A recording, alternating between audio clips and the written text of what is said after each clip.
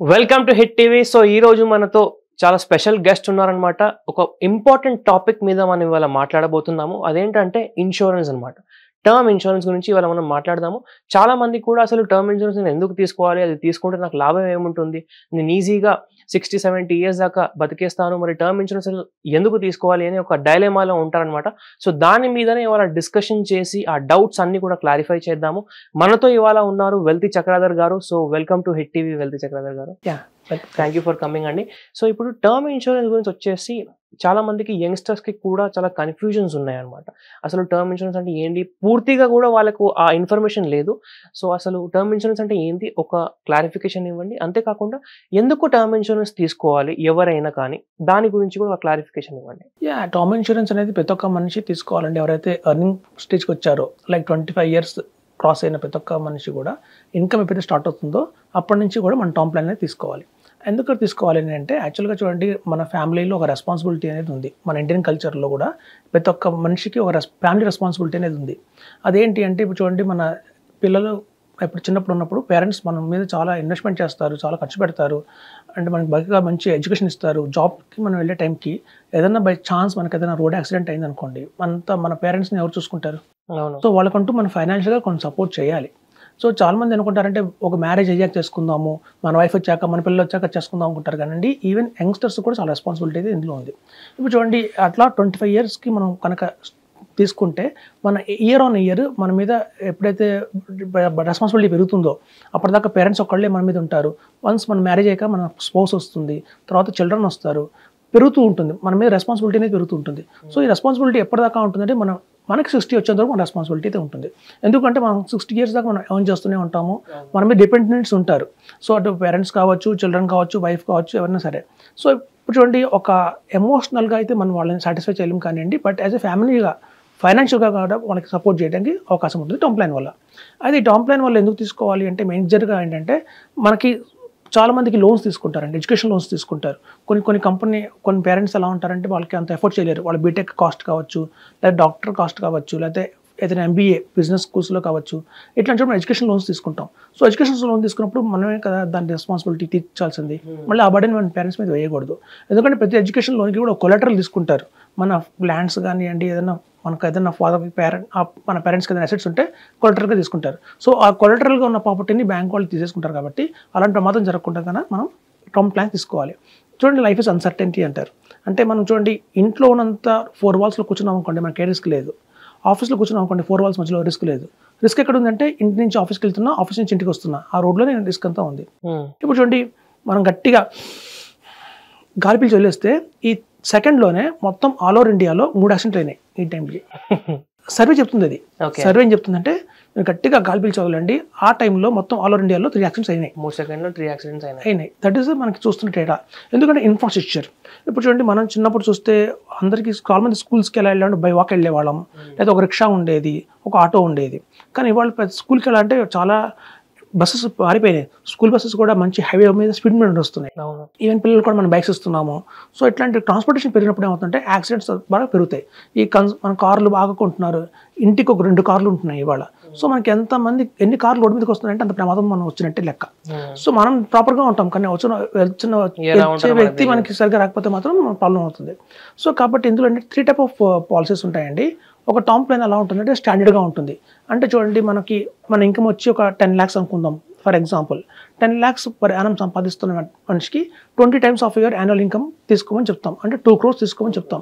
So అలా ఒక స్టాండర్డ్గా 2 crores అనేది ఒకటి ఉంటుంది. కొంతమందికి ఏంటంటే ఒక హోమ్ లోన్ తీసుకుంటారండి. ఫర్ ఎగ్జాంపుల్ ఏంటంటే, ఒక 1 crore పెట్టి హోమ్ లోన్ తీసుకుంటారు, 2 crores పెట్టి హోమ్ లోన్ తీసుకుంటారు. ఆ హోమ్ లోన్ తీసుకున్నప్పుడు ఏమవుతుందంటే, ఆ మొత్తం 2 crores మనం ఇన్సూరెన్స్ తీసుకుంటాం. కానీ ఆ home loan year on year మనం EMI పే చేస్తుంటాం కాబట్టి తగ్గిపోతూ ఉంటుంది. ఇవాళ 2 crores ఉన్న హోమ్ లోన్ మనం పడుతూ ఉంటాం EMI. గ్రాడ్యువల్గా దాని అవుట్ స్టాండింగ్ బ్యాలెన్స్ వచ్చేసి 1.9, 1.8, 1.6 అలా తగ్గుతుంది. అలాగే మన టర్మ్ ప్లాన్లో కూడా ఒక ఆప్షన్ ఉంది. మీరు తీసుకున్న ఇన్సూరెన్స్ కవరేజ్ కావాలంటే డిక్రీజ్ చేసుకోవచ్చు ఇయర్ ఆన్ ఇయర్. సో దానివల్ల కూడా మనకు ప్రీమియం తగ్గే అవకాశం ఉంది. అదొక కేసు అయితే. ఇంకోటి ఏంటంటే ఇన్ఫ్లేషన్. ఇవాళ చూడండి, మార్కెట్లో బయట మనం చూస్తే కాస్ట్ ఆఫ్ లివింగ్ చాలా పెరిగిపోయింది. ఇవాళ 1 crore అయితే ఓకే, కానీ మన 1 crore మనం కనుక ఏదైనా అన్ఫార్చునేట్ జరిగిందంటే ఫ్యామిలీకి 1 crore వస్తుంది. సో ఆ 1 crore వాళ్ళు బ్యాంక్లో ఇన్వెస్ట్ చేస్తే ఫిక్స్డ్ డిపాజిట్లో వాళ్ళకి 50,000 రూపీస్ ఎవ్రీ మంత్ వస్తుంది. కానీ 50,000 రూపీస్ ఆన్ గోయింగ్ ఫార్వర్డ్ అది సరిపోదు. ఎందుకంటే మనకి ఇవాళ ఉన్న 50,000 రూపీస్ కాస్ట్ రేపు పొద్దున అదే కాస్ట్ ఆఫ్ లివింగ్ ఉన్నా కూడా 75,000 80,000 కావాల్సి వస్తుంది. సో దానికోసం ఏం చేశారంటే మనకు ఒక మంచి ఆప్షన్ ఇచ్చారు, ఇంక్రీజ్ యువర్ సమ్ ఇన్షూర్డ్ అని చెప్పి ఆప్షన్ ఇచ్చారు. అంటే ఈ ఇయర్ 2 crores ఉంటుంది సమ్ ఇన్షూర్డ్, నెక్స్ట్ ఇయర్ కల్లా 2 crores 20 lakhs అవుతుంది, తర్వాత 2 crores 40 lakhs అవుతుంది, 2 crores 60 lakhs అవుతుంది, అట్లా 3 crores, అట్లా ఇయర్ ఆన్ ఇయర్ కూడా 20 lakhs మనకు పెరుగుతూ ఉంటుంది. సమ్ ఇన్షూర్డ్ కవరేజ్ పెరుగుతూ ఉంటుంది, అంటే ప్రీమియం పెరగదు. ప్రీమియం కూడా దానికి మనం ఇలాంటి ఆప్షన్ తీసుకుంటే ఒక స్టాండర్డ్ ప్రీమియం అయితే ఇస్తారు. ప్రీమియం పెరగదు, ఒక స్టాండర్డ్ ప్రీమియం ఇస్తారు. ముందే మనం కనుక డిసైడ్ చేస్తున్నాం కాబట్టి ఓకే నాకు కవరేజ్ ఇయర్ ఆన్ ఇయర్ 10% పెరగాలి అన్న ఆప్షన్ ఇస్తున్నాం కాబట్టి దానికి ప్రీమియం 36,000 ఉంది అనుకోండి. స్టాండర్డ్గా తీసుకుంటాను నేను అంటే కనుక దాని ప్రీమియం 30,000 ఉంటుంది. డిక్రీజింగ్ తీసుకున్నప్పుడు ఏమవుతుంది, ప్రీమియం 25,000 అవుతుంది. సో మనం తీసుకున్న దాన్ని బట్టి ఆ ప్రీమియం అనేది వేరియేషన్స్ ఉంటాయి. ఓకే. సో ఇందులో కొన్ని అడిషనల్ బెనిఫిట్స్ ఎలా ఉంటాయంటే టాప్అప్స్ అంటారు. అంటే ప్యూర్గా టర్మ్ ప్లాన్ ఉంటుంది, దానికి కొంచెం యాక్సిడెంట్ ఇన్సూరెన్స్ రైడర్ యాడ్ చేయొచ్చు. ఎక్స్ట్రా ప్రీమియం కట్టి ఒక 5,000 రూపీస్ ఎక్స్ట్రా ప్రీమియం కట్టారంటే యాక్సిడెంట్ ఇన్సూరెన్స్ రైడర్ యాడ్ చేస్తారు. దానివల్ల లాభం ఏంటి అంటే మామూలుగా 2 crores పాలసీ తీసుకున్నాము, దానికి ఇన్ అడిషన్గా యాక్సిడెంట్ రైడర్ యాడ్ చేస్తే బై ఛాన్స్ మన కనుక యాక్సిడెంట్లో కనుక డెత్ జరిగితే ఇన్స్టెడ్ ఆఫ్ 2 crores 4 crores ఇస్తారు నామినీకి, డబుల్ సమ్ ఇన్షూర్డ్ ఇస్తారు. ఇప్పుడు చూడండి కొంతమందికి డెత్ అనేది బై 2 reasons వస్తుంది. ఒకటేమో బై రీజన్ ఆఫ్ హెల్త్, ఏదైనా హెల్త్ స్పెసిఫిక్గా లివర్ పాడైపోవటమో, ఏదైనా బ్రెయిన్ ట్యూమర్ రావటమో, లేదైనా క్యాన్సర్, ఇట్లాంటి ఏదైనా క్రానిక్ డిసీజ్ వచ్చి హెల్త్గా మన హాస్పిటలైజేషన్ అయ్యి డెత్ అవుతుంది, అదొక ప్రాసెస్, అది న్యాచురల్ డెత్ అంటారు. కొన్ని బై ఆఫ్ యాక్సిడెంట్ అవుతుంది. సో ఈ యాక్సిడెంటల్ రైడర్ యాడ్ చేస్తే మొత్తం ఓన్లీ స్పెసిఫిక్గా యాక్సిడెంటల్ కనుక డెత్ జరిగితే ఈ నార్మల్ డెత్ కవరేజ్ అయితే 2 crores ఉందో అది ప్లస్ అడిషనల్గా 2 crores అనేది ఇస్తారు. ఇంకోటి క్రిటికల్ ఇల్నెస్ రైడర్ అని కూడా యాడ్ చేస్తారండి. అది ఎలా ఉంటుందంటే దాన్ని యాడ్ చేయడం వల్ల సపోజ్ ఏదన్నా డెత్ జరిగితేనే కదా డబ్బులు ఇచ్చేది, కానీ ఇవాళ హాస్పిటల్స్లో ఎలా ఉందంటే ఈ అడ్వాన్స్ టెక్నాలజీ వచ్చేసింది. ఈ ట్రీట్మెంట్స్లో కూడా రోబోటిక్ టెక్నాలజీ వాడుతున్నారు. సో ఏమవుతుంటే పేషెంట్ని వాళ్ళు లైవ్లో ఉంచుతున్నారు, బట్ బెడ్ రెడ్ అయిపోతాడు, ఇంకా తనని వర్క్ చేయలేడు, ఇంకా పర్మనెంట్గా బెడ్ రెస్ట్ తీసుకోవాల్సి వస్తుంది. కొన్ని మేజర్ యాక్సిడెంట్స్ ఎలా ఉంటాయంటే స్పైనల్ కార్డ్ దెబ్బతింటుంది. సో స్పైనల్ కార్డ్ దెబ్బతింటే మనిషి లైవ్లో ఉంటాడు కానీ అంటే బట్ ఈ కాంట్ వర్క్, మనం వర్క్ చేయలేడు, అట్లాంటి పొజిషన్ వస్తుంది. సో ఈ క్రిటికల్ ఇల్నెస్ రైడర్స్లో యాడ్ చేసుకుంటే ఏమవుతుందంటేనండి అట్లాంటివి ఏమన్నా క్యాన్సర్ కానీ పర్మనెంట్ డిసీజ్ వచ్చి ఒకప్పుడు లాగా పని చేయలేకపోతుంది, అప్పుడు కూడా మనకి అమౌంట్ అనేది వస్తుంది. మనిషి ఉంటాడు లైవ్లో ఉంటాడు, బట్ అంతలాగా వర్క్ చేయలేడు. అంటే టర్మ్ ఇన్సూరెన్స్ అంటే డెత్ అవుతే ఇస్తారని ఇందాక కాన్సెప్ట్ ఉండింది, కానీ ఇప్పుడు ఏంటంటే క్రిటికల్ ఇల్నెస్ ఉన్నా కానీ టర్మ్ ఇన్సూరెన్స్ వస్తుంది. అట్లాంటి కనుక యాడ్ చేస్తే రైడర్స్ యాడ్ చేస్తే ఇట్లాంటివి ఏమైనా వచ్చినప్పుడు కూడా మనకి హెల్త్ కంపెనీ వాళ్ళు పే చేస్తారు. ఎట్లా అంటే ఈ పీరియాడికల్గా పే చేస్తారు. పర్ మంత్ 50,000 రూపీస్ చొప్పున మనకు లైఫ్ లాంగ్ ఇస్తారు. సో దానివల్ల మనం ఏంటంటే జాబ్ చేయకపోయినా కూడా ఒక పెన్షన్ లాగా వస్తుంది.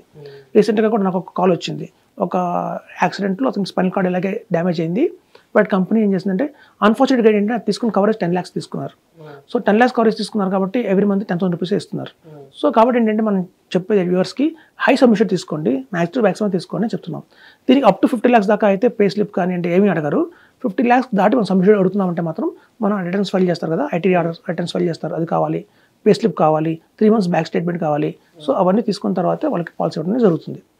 సో సాధారణంగా ఏంటంటే దీని ప్రీమియం వచ్చేసి 30 lakhs 30,000 to 40,000 అలా ఉంటుంది పర్ యానం. మనం అంత ఎఫర్ట్ చేయలేము, కానీ మన కవరేజ్ కావాలి అంటే మాత్రం ప్యూర్గా యాక్సిడెంటల్ ఇన్సూరెన్స్ తీసుకోవచ్చండి. చూడండి ఇప్పుడున్న సర్వే ప్రకారం తెలిసింది ఏంటంటే even health insurance companies, life insurance companies కూడా ప్రతి ఒక్కరికి టర్మ్ ప్లాన్ అప్ టు 85 దాకా కవర్ చేస్తూ ఉంటున్నారు, 85 years దాకా. అంటే వాళ్ళలో అంత కాన్ఫిడెన్స్ లెవెల్ పెరిగిపోయింది. ఓకే ఈ మనిషికి 85 years దాకా ఏమీ కాదు, ఎందుకు అంటే because of the advance technology in the medical. ఇప్పుడు మన రోబోటిక్ వచ్చినాయి, మంచి ట్రీట్మెంట్స్ వస్తున్నాయి, అడ్వాన్స్ మనం వాడుతున్నాము కాబట్టి ఈవెన్ క్యాన్సర్ వచ్చిన పేషెంట్స్ని కూడా బాగా ట్రీట్ చేస్తున్నారు. లైవ్లో హ్యాగా మళ్ళీ ఆఫ్టర్ ఆపరేషన్స్ మళ్ళీ బాగానే పని చేసుకుంటున్నారు. సో లాంగిడిటీ పెరిగింది. సో లాంగిడిటీ పెరిగినప్పుడు ఏమవుతుందంటే 85 years దాకా కూడా మేము కవర్ చేస్తామని వాళ్ళు ముందుకు వస్తున్నారు. కాబట్టి ఏంటంటే ఒక సర్వీస్ తెలిసింది ఏంటంటే న్యాచురల్ డెత్ తగ్గిపోయింది, న్యాచురల్ డెత్ రేట్ చాలా తగ్గిపోయింది. ఈవెన్ కార్డియాక్ వచ్చిన స్టంట్ వేస్తున్నారు, వాల్ రీప్లేస్ చేస్తున్నారు, లివర్ రీప్లేస్ చేస్తున్నారు, కిడ్నీ ట్రాన్స్ప్లాంటేషన్ అలాగే ఉంది. సో ఈ హెల్త్ పరంగా నార్మల్ డిసీజెస్ డెత్ జరిగే ఛాన్సెస్ తగ్గిపోయినాయి, కానీ యాక్సిడెంటల్ వల్ల పెరిగిపోయింది. బికాస్ ఆఫ్ ఇన్ఫ్రాస్ట్రక్చర్ వల్ల యాక్సిడెంట్స్ వల్ల రేట్ పెరిగిపోయింది. కాబట్టి మనం చాలా మంది ఎఫర్ట్ చేయలేని వాళ్ళు ప్యూర్ యాక్సిడెంటల్ ఇన్సూరెన్స్ తీసుకోవచ్చు.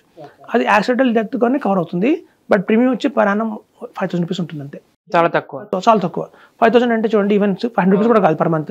సో చాలా తక్కువ. ఇంకోటి మీరు ఇందాక చెప్పారు టర్మ్ ఇన్సూరెన్స్ కి 30,000-40,000 ఈ రైడర్స్ అన్ని కూడా యాడ్ చేసుకుంటే ప్రీమియం ఉంటుందని. ఇందులో ఇంకో ఇలాంటి ఫ్యాక్టర్ కూడా ఉంటుంది కదా, అంటే మీరు ఎంత ఎంగేజ్ లో తీసుకుంటే అంత తక్కువ ప్రీమియం మీరు కట్టాల్సి వస్తుంది, లైఫ్ లాంగ్ అదే ఉంటుందని. యా ఇది కూడా చాలా మంచి క్వశ్చన్ అండి. మనం ఎంత ఎంగేజ్ తీసుకుంటే కనుక ఆ ప్రీమియం మనకు అంత తక్కువ ఉంటుంది. ప్రీమియం తక్కువ ఉంటుంది, బట్ కవరేజ్ ఎక్కడ దాకా అని తీసుకోవాలి దాన్ని బట్టి కూడా ఉంటుంది. మనం 60 years దాకా ప్రీమియం తీసుకుంటే కనుక కవరేజ్ కావాలి అంటే కూడా ప్రీమియం తగ్గుతుంది. కానీ నాకు బియాండ్ 85 years దాకా కూడా నాకు కవరేజ్ కావాలి అంటే మాత్రం ఆబ్వియస్గా ప్రీమియం కొంచెం పెరుగుతుంది. సో మనం తీసుకున్న 10 years బట్టి కూడా ప్రీమియం అనేది పెరుగుతుంది. అది ఆఫర్లీ మోడ్, క్వార్టర్లీ మోడ్ కూడా ఉంటుంది. ఈజీగానే మనం పే చేయొచ్చు, ఈఎంఐ ద్వారా పే చేయొచ్చు. ఇప్పుడు అలాంటి ఆప్షన్స్ కూడా వస్తున్నాయి. అయితే చూడండి, ఇప్పుడు యాక్సిడెంటల్లో మనం చూడండి లాంగ్ డ్రైవ్స్, ఇప్పుడు సరదాగా ఈ లాంగ్ డ్రైవ్ వెళ్ళే వాళ్ళు ఎక్కువైపోయారు. వీకెండ్ వచ్చిందంటే శ్రీశైలం అని అలా ఉండట్లేదు, 250 kilometers వెళ్ళిపోతున్నారు, సెల్ఫ్ డ్రైవ్లో వెళ్ళిపోతున్నారు. అప్పుడేమవుతుందంటే మొత్తం కార్లో ఉన్న మొత్తం ఎవ్రీ ఇండివిజువల్కి మనం కవర్ చేయాల్సి వస్తుంది. ఒక హస్బెండ్కే కాదు, వైఫ్కి, చిల్డ్రన్ కూడా కవర్ చేయాల్సి వస్తుంది. కాబట్టి ఇప్పుడు యాక్సిడెంటల్ ఇన్సూరెన్స్లో కూడా ఒకప్పుడు ఓన్లీ ఇండివిజువల్ కవర్ చేస్తుండేది, ఇప్పుడు కాకుండా ఫ్లోటర్ పాలసీ ఇస్తున్నారు, మొత్తం ఫ్యామిలీ కల్పిస్తున్నారు ఇన్సూరెన్స్. సో దానికి కూడా 5,000 rupees ఛార్జ్ చేస్తున్నారు. అప్ టు 50 lakhs దాకా కవరేజ్ ఉంటుంది ఎంటైర్ ఫ్యామిలీకి. అంటే హస్బెండ్కి 50 lakhs, వైఫ్కి 25 lakhs ఇస్తారు కవరేజ్, చిల్డ్రన్కి 10 lakhs ఇస్తారు. ఇట్లా మొత్తం ఫ్యామిలీ కూడా గ్రూప్ ఇన్సూరెన్స్ తీసుకోవచ్చు. ఓకే, సో మంచి అడ్వాంటేజ్ చెప్తాను. So thank you wealthy Chakradhar గారు, చాలా మంచి ఇన్ఫర్మేషన్ ఇచ్చారు. సో మీరు కూడా మీ డిసిషన్ని బట్టి మీరు కూడా మీ రీసెర్చ్ చేయండి, అసలు మీకు యాక్సిడెంటల్ ఇన్సూరెన్స్ బాగా పనిచేస్తుందో లేదంటే టర్మ్ ఇన్సూరెన్స్ తీసుకోవాలా మీరు డిసైడ్ చేయండి. ఎవరైతే ఈ ఫీల్డ్లో మంచిగా మీకు గైడెన్స్ ఇవ్వగలుగుతారో వాళ్ళ దగ్గరికి వెళ్ళి మంచి సజెషన్స్ తీసుకోండి. అంతేకాకుండా మీరు ఇంతవరకు ఒకవేళ హిట్ టీవీ మనల్ని సబ్స్క్రైబ్ చేయకపోతే సబ్స్క్రైబ్ చేయండి. ఇలాంటి ఇంకా ఎటువంటి టాపిక్స్ మీద మీకు వీడియోస్ కావాలి కింద కామెంట్ చేసి తెలియజేయండి. Thank you sir. Thank you.